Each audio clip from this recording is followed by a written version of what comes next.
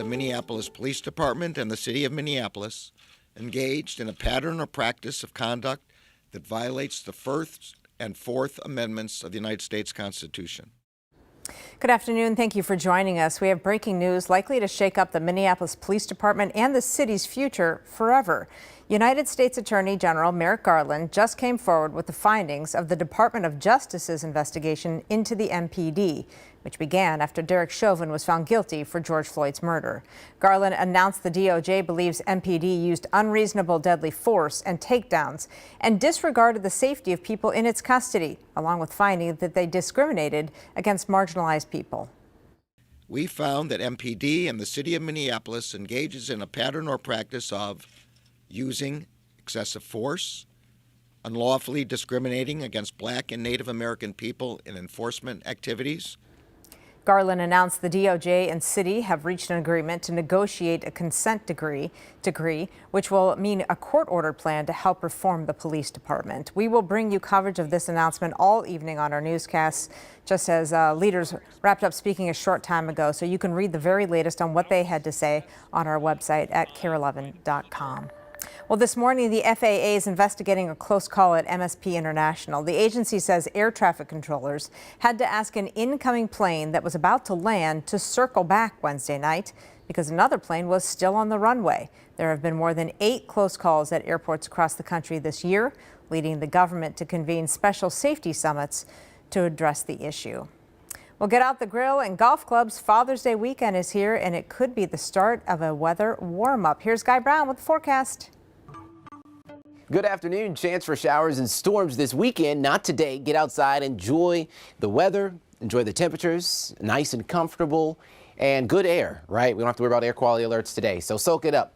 Widespread beneficial rain not expected this week, even though we need it. It's going to be more like a feast or famine with isolated pockets of heavy rain, but it's going to be so isolated that it really won't help with the current drought conditions that we're seeing. And then heat builds next week.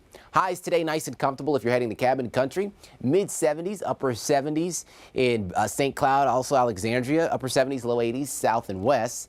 High pressure and control of our weather, that will slide east, and that will allow for our next weather maker to move eastward as well, and that will bring rain chances again for Saturday. Here's a look at Saturday, 7:30. Notice we're still dry, so more dry time than wet tomorrow.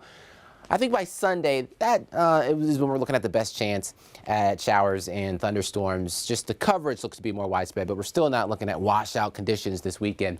So for your Father's Day weekend, tomorrow, again, a couple showers and storms possible. And as you get into your 7-day forecast, look at the heat that is on the way. Enjoy the rest of your afternoon.